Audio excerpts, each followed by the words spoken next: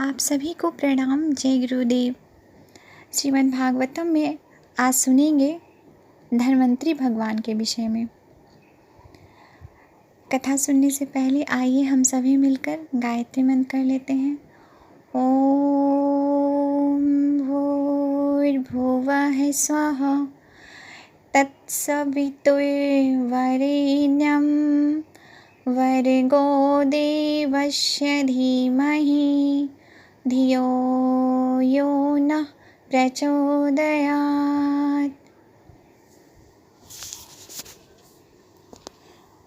आगे की कथा में ब्रह्मदेव नारद मुनि से कहते हैं, स्वनाम धन्य भगवान धन्वंतरी अपने नाम से ही बड़े बड़े रोगियों के रोग तत्काल नष्ट कर देते हैं।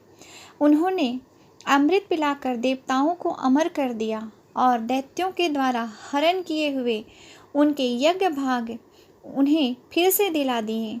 उन्होंने ही अवतार लेकर संसार में आयुर्वेद का प्रवर्तन किया। जब संसार में ब्राह्मणद्रोही आर्यमर्दना का उल्लंघन करने वाले नरकीय क्षत्रिय अपने नाश के लिए ही देववश बढ़ जाते हैं और पृथ्वी के कांटे बन जाते हैं, तब भगवान महापराक्रमी परशुराम के रूप में अवतीर्ण होकर अपनी तीखी धार वाले फरसे से 21 बार उनका संहार करते हैं। मायापति भगवान हम पर अनुग्रह करने के लिए अपनी कलाओं भरत, शत्रुघ्न और लक्ष्मण एक साथ श्री राम के रूप में इक्ष्वाकु के वंश में अवतीर्ण होते हैं। इस अवतार में अपने पिता की आज्ञा का पालन करने के लिए अपनी पत्नी और भाई के साथ वे वन में निवास करते हैं। उसी समय उनसे विरोध करने के रावण उनके हाथों मरता है। त्रिपुर विमान की जलने के लिए उद्यत शंकर के समान जिस समय भगवान राम शत्रु की नगरी लंका को भस्म करने के लिए समुद्र तट पर पहुँचते हैं, उस समय सीता के वियोग के कारण बढ़ी हुई क्रोधाग्नि से उनकी आंखें इतनी लाल हो जाती है कि उनकी दृष्टि से ही मगरमच्छ, सांप और ग्रह आदि जीव जलने लगते हैं और भय से थरथराकर कांपते हुए समुद्र झटपट उन्हें मार्ग दे देता है। जब रावण की कठोर छाती से टकराकर इंद्र के वाहन ऐरावत के दांत चूर चूर होकर चारों ओर फैल गए थे, जिससे दिशाएं सफ़ेद हो गई थी, तब दिग्विजयी रावण घमंड से फूलकर हंसने लगा था। वहीं रावण जब श्री रामचंद्र जी की पत्नी सीता जी को चुरा कर ले जाता है और लड़ाई के मैदान में उनसे लड़ने के लिए गर्वपूर्वक आता है, तब भगवान श्री राम के धनुष की टंकार से ही उसका वह घमंड प्राणों के साथ तत्क्षण विलीन हो जाता है। जिस समय झुंड के झुंड दैत्य पृथ्वी को रौंद डालेंगे, उस समय उनका भार उतारने के लिए भगवान अपने सफ़ेद और काले केश से बलराम और श्री कृष्ण के रूप में कालावतार ग्रहण करेंगे। वे अपनी महिमा को प्रकट करने वाले इतने अद्भुत चरित्र करेंगे कि संसार के मनुष्य उनकी लीलाओं का रहस्य बिल्कुल नहीं समझ सकेंगे। बचपन में ही पूतना के प्राण हर लेना, 3 महीनों की अवस्था में पैर उछालकर बड़ा भारी छकड़ा उलट देना और घुटनों के बल चलते चलते आकाश को छू लेने वाले यमलार्जुन वृक्षों के बीच में जाकर उन्हें उखाड़ डालना, ये सब ऐसे कर्म हैं जिन्हें भगवान के सिवा कोई नहीं कर सकता।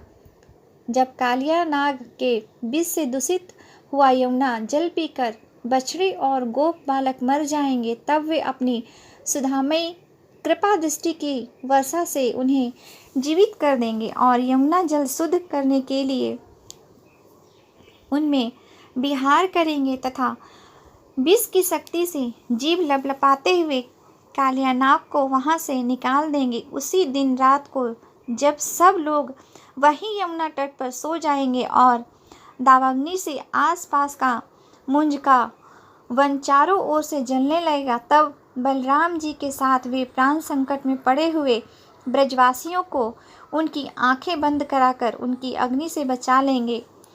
उनकी यह लीला भी अलौकिक ही होगी। उनकी शक्ति वास्तव में अचित्य है। उनकी माता उन्हें बांधने के लिए जो जो रस्सी लाएगी वहीं उनके उदर में पूरी नहीं पड़ेगी, 2 अंगुल छोटी ही रह जाएगी। तथा जमाई लेते वक्त समय श्री कृष्ण के मुंह में 14 भुवन देखकर पहले तो यशोदा भयभीत हो जाएंगी, परंतु फिर वे संभल जाएंगी। वे नंद बाबा को अजगर के भय से और वरुण के पास से छुड़ाएंगे। मैं दानव का पुत्र व्योमसूर जब गोप बालकों को पहाड़ की गुफाओं में बंद कर देगा, तब वे उन्हें भी वहां से बचा लाएंगे। गोकुल के लोगों को जो दिन भर तो काम धंधों में व्याकुल रहते हैं और रात को अत्यंत थक कर सो जाते हैं, साधनाहीन होने पर भी वे अपने परम धाम में ले जाएंगे। निष्पाप नारद जब श्री कृष्ण की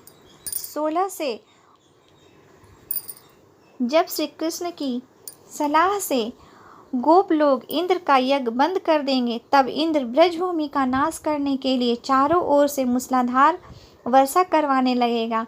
उससे उनकी तथा उनके पशुओं की रक्षा करने के लिए भगवान कृपावश होकर 7 वर्ष की अवस्था में ही 7 दिनों तक गोवर्धन पर्वत को एक हाथ से ही छत्रकुपस की तरह खेल खेल में ही धारण किए रहेंगे। वृंदावन में विहार करते हुए रास करने की इच्छा से वे रात के समय जब चंद्रमा की उज्जवल चांदनी चारों ओर छिटकी रहेगी, अपनी बांसुरी पर मधुर संगीत की लंबी तान छोड़ेंगे। उससे प्रेम विवश होकर आई हुई गोपियों को जब कुबेर का सेवक शंखचूड़ हरण करेगा, तब वे उसका सिर उतार लाएंगे। और भी बहुत से प्रलंबसुर, धेनुकासुर, बक्षासुर, केसी, अरिष्टासुर आदि दैत्य, चारुण्य आदि पहलवान, कुल्यापीड़ हाथी, कंस, कालयावन, भस्मासुर, मिथ्या, वासुदेव, शाल्य, शालव्य, दिव्य वानर, बलव्य, दत्रावत्र, राजा नगनीत के साथ बैल, सम्रासुर, विदुरथ और रुक्मी आदि तथा काम्बोज, मतस्य, कुरु, केकय और सृजन आदि देशों के राजा लोग एवं जो भी योद्धा धनुष धारण करके युद्ध के मैदान में सामने आएंगे, वे सब बलराम, भीमसेन और अर्जुन आदि नामों की आड़ से स्वयं भगवान के द्वारा मारे जाकर उन्हीं के धाम में चले जाएंगे। समय के फेर में लोगों की समझ कम हो जाती है, आयु भी कम होने लगती है। उस समय जब भगवान देखते हैं कि अब ये लोग मेरे तत्व को बतलाने वाले वेदवाणी को समझने में असमर्थ होते जा रहे हैं, तब प्रत्येक कल्प में सत्यवती के गर्भ से व्यास के रूप में प्रकट होकर वे वेद रूपी वृक्ष का विभिन्न शाखाओं के रूप में विभाजन कर देते हैं। आज के लिए यहीं तक। आप सभी को प्रणाम। जय गुरुदेव।